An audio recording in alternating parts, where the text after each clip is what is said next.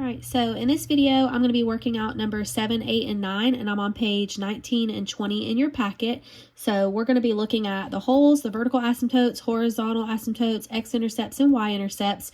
We're not going to be looking at domain and range for this, and I'll kind of do the graphing part kind of quickly just because the main focus for what y'all have to do right now is just identifying the characteristics, and the graphing is kind of an extension of that. That we're not doing because of remote learning. All right, so if you look at this original problem, it's partially factored for us, and then they go ahead and factor it fully for us. So they actually are saving us a good bit of time. So we're going to see, well, what can cancel out of this problem? So the x minus 2 is the only thing that cancels out, which leaves me with x plus 3 over x plus 9, x minus 4. All right, so that's my simplified answer. So the first thing I need to do is find the holes. All right, so I'm going to have two holes because well, just kidding. I'm going to have one hole because I have one thing that canceled out. So x minus 2 gets set equal to 0 and solve for x. So we get 2.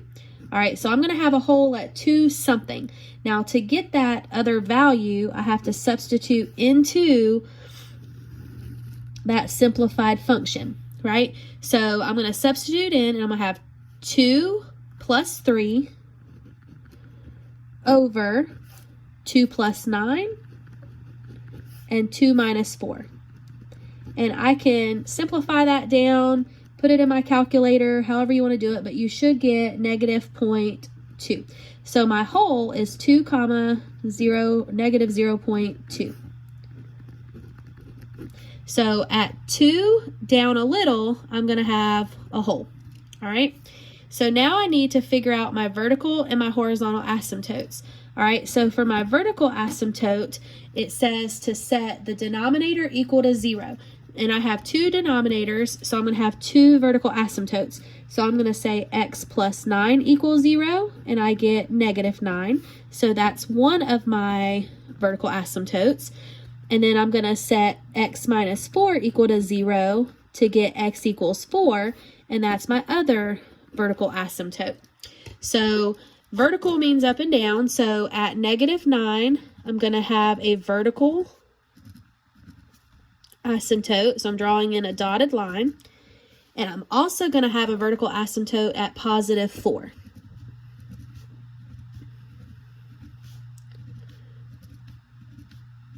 All right, so now I need to look for a horizontal asymptote. So horizontal asymptote, we're looking at top heavy, bottom heavy, or equally heavy. Now this one is kind of partially factored out, but think about what it would be if you remultiplied everything. So in the numerator, I have an x squared. The denominator, if I remultiplied, that would be x cubed. So that makes it bottom heavy. All right, and if it's bottom heavy, then y equals 0. So make sure you look at your cheat sheet. All right, so y equals 0, so that's right here. So I'm going to have a horizontal asymptote right there.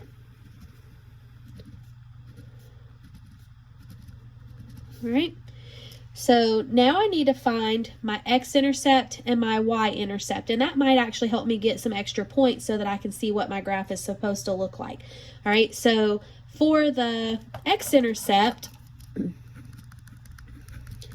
it says to set the numerator equal to 0 and solve for x. So x plus 3 equals 0, and so I would get negative 3. So negative 3, 0 is my x-intercept. So that is right here. And you may be like, well, wait a second, that's touching the asymptote, right? And so we'll talk about that here in a little bit. All right, so then my y-intercept, it says to substitute 0 in for x. So I'm going to have 0 plus 3 over 0 plus 9 and 0 minus 4. All right, and so my y-intercept, if I put that in my calculator, will be negative 0.08. So it will be 0, comma, negative 0.08. Now, that's barely down at all, right? That's like right here. I mean, it's not even there. I'm just having to plot a point so it looks bigger than what it really is. All right, so that's not a whole lot of points. So now I'm like, well, great, I need a lot more points, right? So that's where our calculator comes in to help us get some additional points.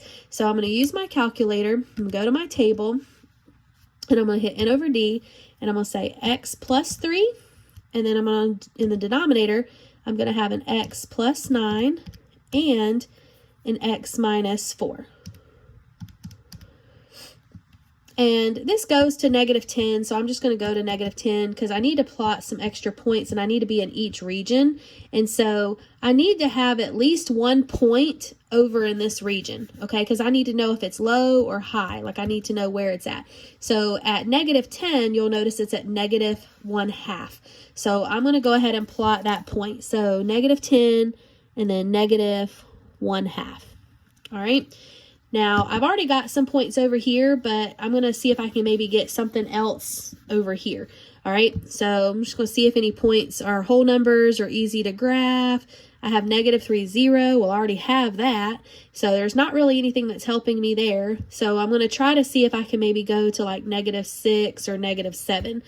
All right, so -6 and -7, you'll notice that it's a decimal. It's going to be a small decimal, and it's positive. So at the very least, I know that it's just a little bit above that asymptote. So I'm just going to go ahead and plot something a little bit above.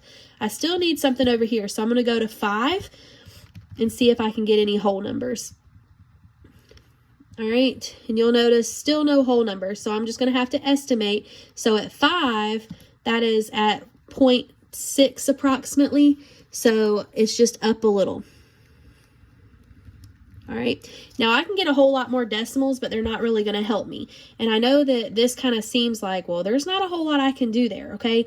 But these two regions are the easier ones to do because we know that we've got these two asymptotes. It kind of forms that boomerang shape. So I know it's going to approach this asymptote, and it's going to approach this asymptote.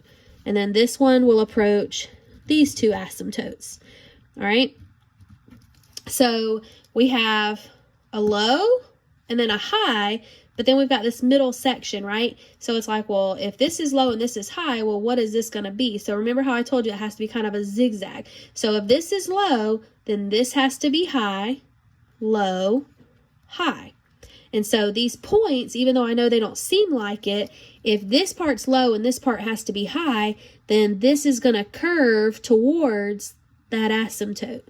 Okay, and this may not be exactly correct because obviously I didn't get those points, so I'm just kind of curving it and making an estimation. All right, and if that's low, high, then this has to be low, so I'm curving through these points, and I'm curving towards this asymptote. So now you'll see low, high, low, high. So it does kind of do that zigzag.